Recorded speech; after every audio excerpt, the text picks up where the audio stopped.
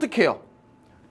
인수분해를 할 수 있나 없나 한번 보는 거죠. 3차 방정식에서 두어근 문제는요. 어떻게 해결이 되냐면은 1차식과 2차식으로 인수분해돼서 이 방정식의 두 근이 허근일 대로 해결이 됩니다. 그래서 먼저 이거 하나를 찾아주셔야 돼요. 그러면은 3차식의 인수분해 하나 찾아야 돼요. 뭐 쓰는 거죠? 인수정리와 조립제법을 이용해가지고 우리가 인수분해를 해주는 거죠. 인수정리로 뭘 찾아요? 인수를 찾는 거죠. 아 그래, 좌변에 너란 녀석을 내가 뭐라고 불러버리겠어? fx라고 불러버리겠어. x의 세제곱 플러스 x의 제곱 플러스 x 마이너스 3이라고 불렀을 때 3점짜리답게 숫자 되게 쉽게 대입할 수 있게 해줬죠. 딱 봐도 x에다 못 넣으면은 1 넣으면 f1이 얼마가 나와요? 제로가 나와요. 그 말은요, fx는 누구로? x 마이너스 1로 나누어 떨어진다. 나떨. 그쵸? 예.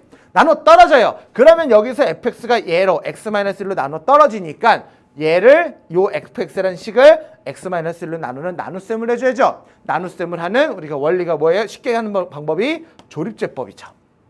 월말을 넣어요.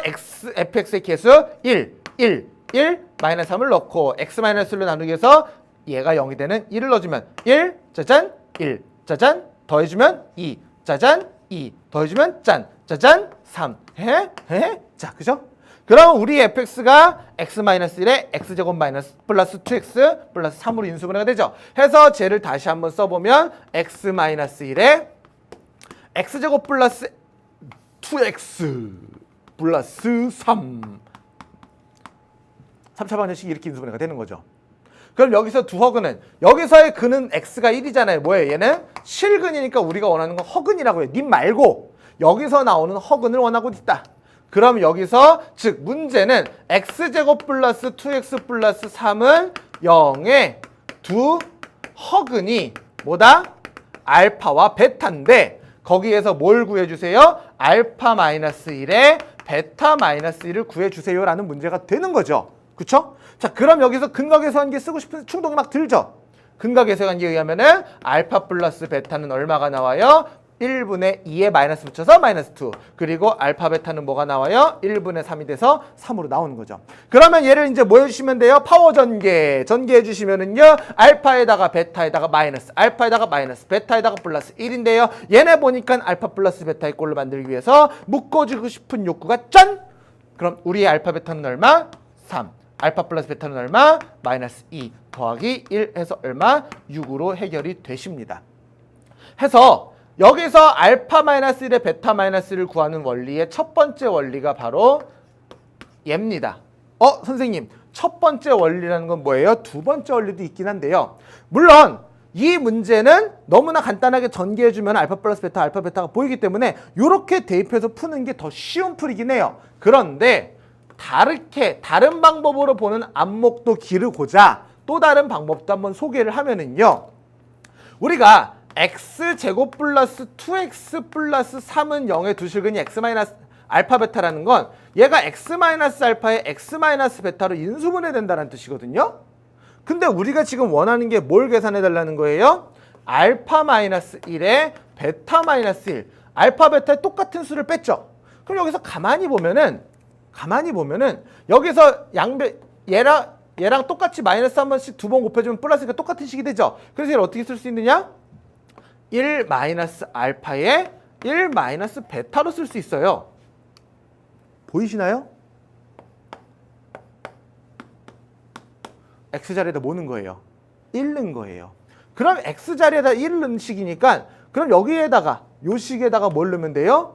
1을 넣으면 돼요. 왕. 이런 방법도 있어요. 자, 예를 들어서 이게 이런 식의 문제가 나와도 알파 플러스 2에 베타 플러스 2를 구하여라. 물론 얘도 전개해서 우리가 근각계산기로 풀 수도 있지만 얘도 가만히 한번 보면은 마이너스 알파 마이너스 베타를 하기 위해서 마이너스 마이너스 붙여줘요. 그럼 얘는 뭐와 같냐면은 마이너스 2 마이너스 알파와 마이너스 2 마이너스 베타와 같거든요.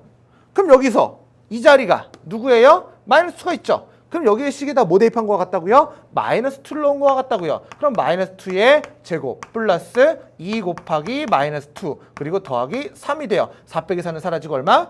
3. 이렇게 풀 수도 있다라는 거죠.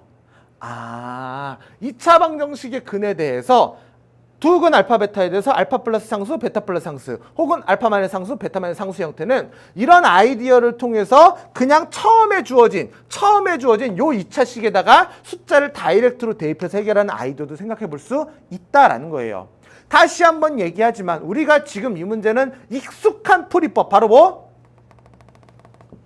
근각계수의 관계를 이용해서 푸는 게 빨랐을 거예요. 시험 볼 때는요. 선생님도 그렇긴 한데 이런 풀이법이 지금 한번 생각해 보는 게 선생님 그럼 얘보단 얘가 나니까 이건 우리 공부할 필요 없네요. 그게요 바로 수학을 잘하는 친구들이 와 어려운 문제에서 이런 아이디어를 어떻게 생각했을까? 라는 궁금증은 늘 갖잖아요. 쟤 수학 되게 잘하는데 쟤는 이 어려운 문제에서 이걸 풀 생각을 도대체 어떻게 했지? 나는 생각을 전혀 못하겠는데? 그런 게 이런 연습을 한번 해본 거와 안 해본 거의 차이에서 오는 거라는 거죠. 이런 아이디어도 있구나. 그래서 이런 것들을 한번 보고 설사 내가 이 문제를 맞았다 하더라도 이런 걸 한번 연습해 보면서 오답 정리를 하는 게 다음번 시험에서 어려운 문제, 힘든 문제, 내가 문제를 해결할 수 있는 힘이 이런 데서 길러진다라는 거죠. 그러니까 오답 정리를 해야 된다고요. 자, 그럼 10번 문제로 넘어갑니다. 자, 10번 문제. 도형이 나와서 우리가 살짝 긴장은 했지만 이런 도형류의 문제는 변수만 잘 잡아주면 되거든요.